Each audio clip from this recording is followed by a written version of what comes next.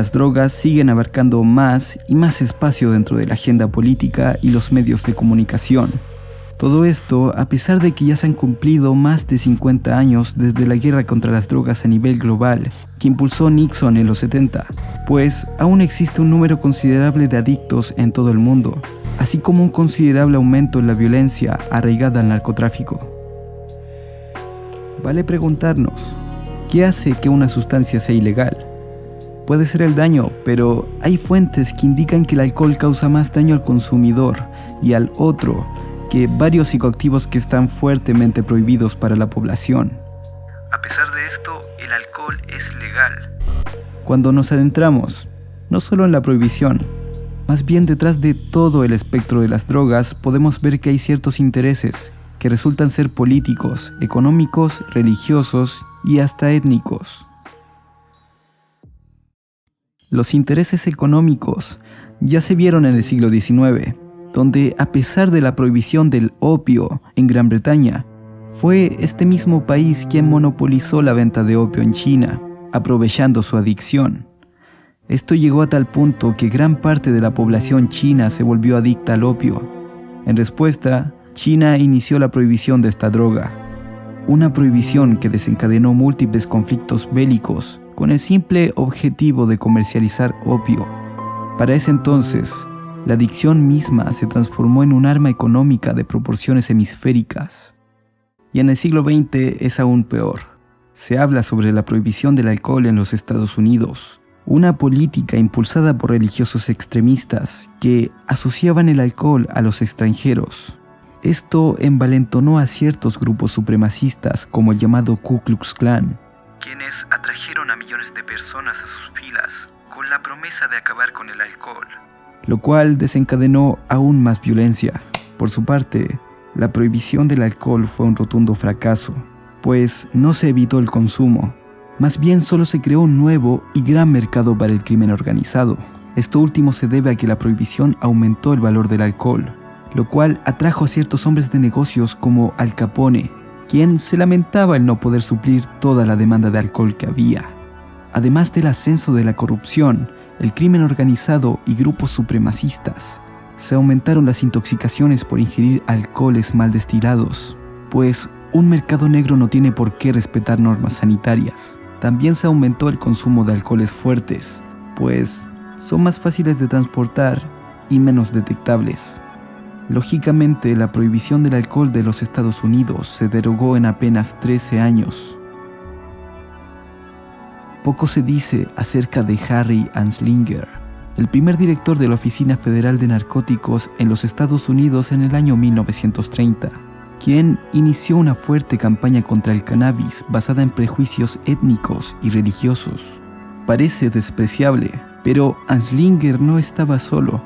No por nada su campaña contra el cannabis resultó ser tan exitosa que popularizó el término marihuana. Esta palabra fue escogida con mucho tacto para vincular a los mexicanos con el cannabis.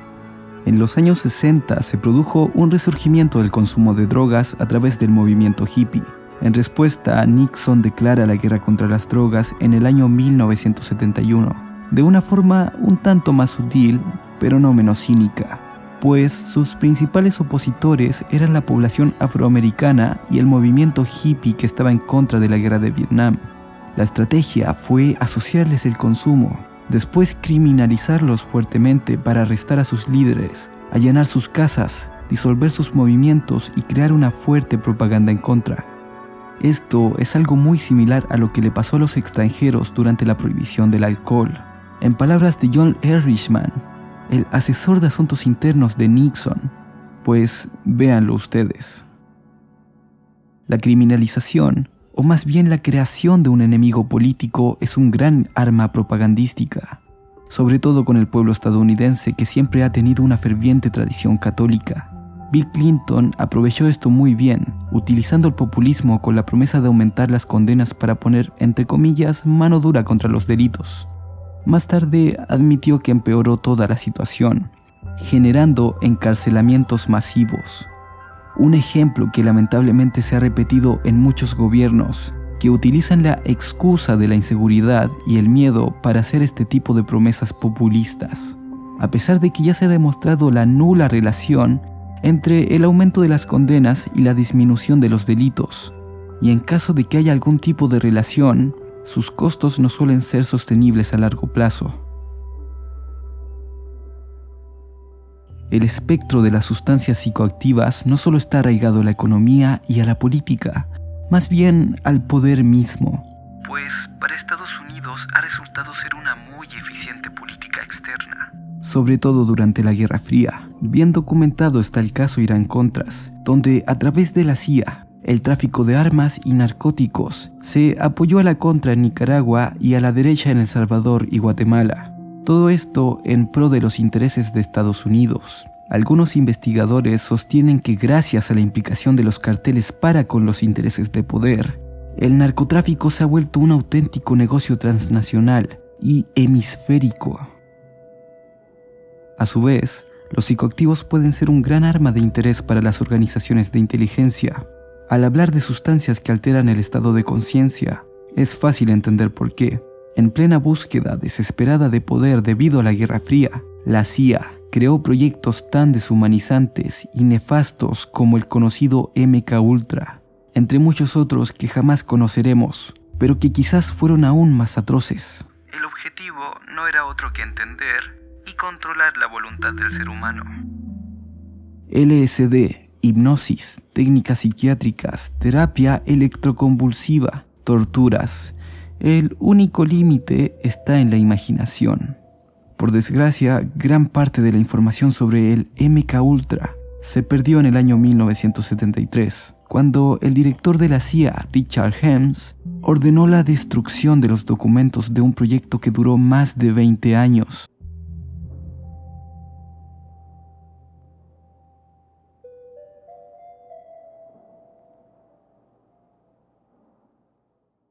En los tiempos recientes tenemos un claro ejemplo sobre el fuerte peso económico que tienen los narcóticos por su carácter adictivo. Actualmente se está viviendo la crisis de opioides en los Estados Unidos, donde cada día más de 90 personas pierden la vida a causa del abuso, una cifra que lamentablemente va en aumento.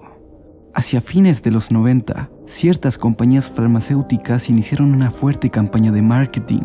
Tan así que si un doctor no recetaba opioides para cualquier síntoma, será mal visto. Se hablaba de una, entre comillas, pseudoadicción. En tal caso, si un paciente presenta síntomas de adicción, significa que necesita más dosis. En algunos casos se recetaba fentanilo, un opioide sintético fabricado para servir como analgésico, pero que es 50 veces más potente que la heroína, y por tanto, una droga altamente adictiva. Esto terminó con millonarias multas y acusaciones a varias farmacéuticas y a las familias de los estratos más altos. Continuando con el poder económico, la misma industria del tabaco está viendo su futuro en el comercio del cannabis. Para ellos, el cannabis, más que un daño a la sociedad, es un mercado lleno de oportunidades para emprendedores y nobles soñadores.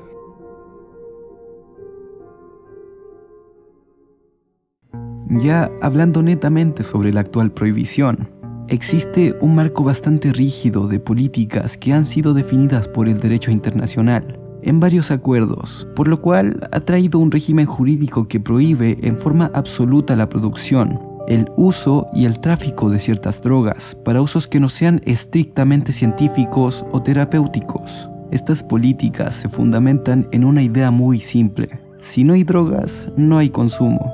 Y a priori no tiene que haber abuso de las mismas. Por consiguiente, hay que prohibir en forma absoluta su producción y comercialización. Existen consecuencias un tanto más complejas y hasta paradójicas. Retomando lo que se mencionó al inicio de este corto documental, aún existe un número considerable de adictos en todo el mundo, así como un considerable aumento en la violencia que está arraigada al narcotráfico. De la prohibición nace el mercado negro. Un mercado que genera drogas mal procesadas que buscan ser cada vez más adictivas, como el crack, aumentando los riesgos de intoxicación y adicción respectivamente. El crack es un ejemplo de una sustancia fuerte y tóxica que ha nacido gracias a la prohibición. También se puede hablar sobre el paulatino aumento del THC, esa sustancia propia del cannabis que genera los efectos psicoactivos. Por otra parte, el consumo de aquellas sustancias psicoactivas que son inyectadas en el torrente sanguíneo aumentan considerablemente el riesgo de contraer VIH. Todo esto porque en un mercado negro no hay necesidad de cumplir con normas sanitarias.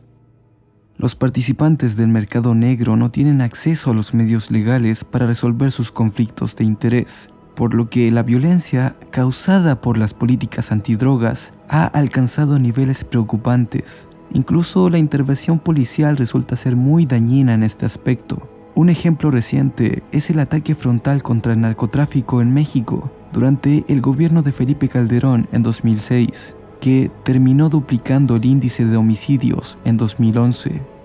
La fumigación de los cultivos ilegales contribuye a la erosión de los suelos y a la contaminación. Incluso se ha puesto a debate el uso de armas biológicas para acabar con los cultivos, algo que ha despertado serias preocupaciones en los científicos, debido a los riesgos ecológicos que estos representan. Se ha creado una cultura que discrimina a los consumidores, haciendo que estos no quieran buscar ayuda para tratar su adicción, por miedo a las consecuencias sociales y legales que puedan tener. La tecnología ha proporcionado medios más eficientes para la distribución de los narcóticos ilegales. Herramientas como la llamada web profunda, la encriptación y hasta el Bitcoin han sido utilizadas para la venta de narcóticos y el lavado de dinero. La población carcelaria está aumentando y al parecer los prejuicios no han cambiado lo suficiente, pues la mayoría de los condenados son afroamericanos, a pesar de que la población blanca consume más. Por otra parte, es casi imposible erradicar la producción y el consumo. La Organización de Naciones Unidas reconoció el denominado efecto globo. Un ejemplo es la tendencia de producción de cocaína. La reducción de la oferta en Perú y Bolivia ocasionó un aumento en Colombia. Esto hace que los éxitos globales encubran el fracaso sistemático por controlar la producción global. Todo esto porque con la prohibición, el precio solo aumenta, por lo que siempre habrá alguien dispuesto para suplir la demanda.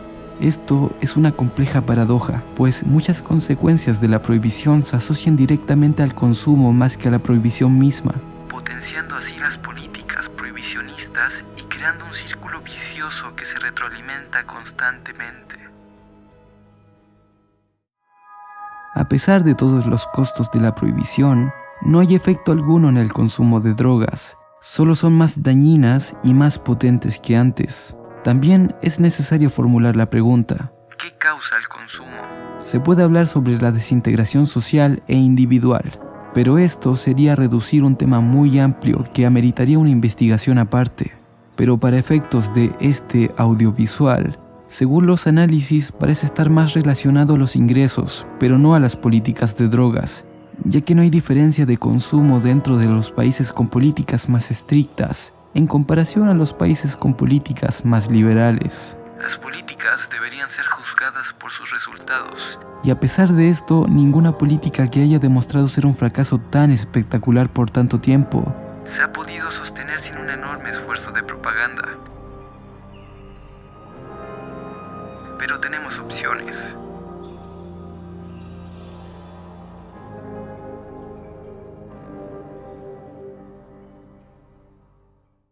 En 1940, México pasó por un corto periodo de regulación de drogas, que incluyó las llamadas medidas de reducción de daños. El presidente de ese entonces, Lázaro Cárdenas, promulgó un reglamento federal de toxicomanías. En pocas palabras, dejó de considerar a las personas con problemas de abuso de drogas como criminales. Más bien pasaron a ser civiles con problemas de salud.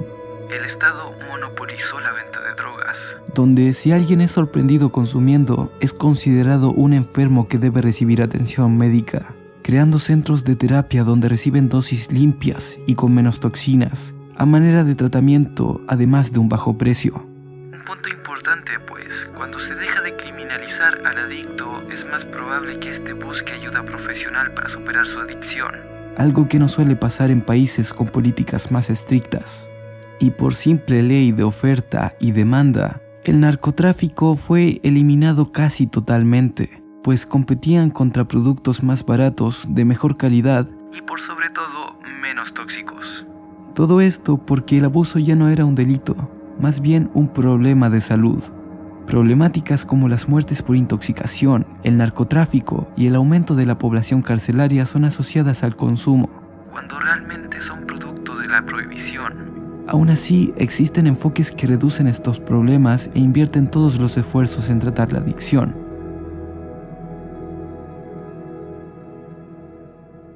Quizás ahora muchos se pregunten, bueno, entonces ¿por qué México no siguió con esta iniciativa? La respuesta es hasta intuitiva: el poder. Estados Unidos y la Oficina Federal de Narcóticos, presidida por Harry Anslinger, tuvieron que recurrir a la ley de importación y exportación de estupefacientes, así reteniendo la exportación de ciertos psicoactivos a México, por lo que el monopolio de las drogas por parte del Estado ya no era posible. Hoy en día los máximos beneficiarios de la prohibición en México son los narcotraficantes, que resuelven sus diferencias con la violencia mientras que la demanda de drogas no ha cesado. Actualmente, en Suiza y Portugal se han tomado medidas similares y con mucho éxito. Aunque ambos países aún consumen drogas, estas han dejado de ser problemas políticos, pues ya hay mucha experiencia en la reinserción y ayuda a la población adicta. También es necesario mencionar que sus índices de VIH se han reducido considerablemente. Para finalizar este punto, es necesario hacer énfasis en que los países que más sufren por las drogas pueden no contar con sistemas sanitarios lo suficientemente preparados. Es necesario entonces hacer presión política para que se lleve a debate un enfoque más racional. Hacen falta muchos estudios e información para aplicar medidas de reducción de daños correctamente. Aún así, los datos nos muestran que en América Latina no somos consumidores, más bien somos productores. No es entonces una sorpresa que los países más violentos de América Latina se encuentren en la ruta de la droga a Estados Unidos. En síntesis, se debe hacer presión geopolítica para que se apliquen cambios en los países consumidores, como Estados Unidos. Para finalizar, este audiovisual no está a favor de ninguna droga, incluyendo las socialmente aceptadas.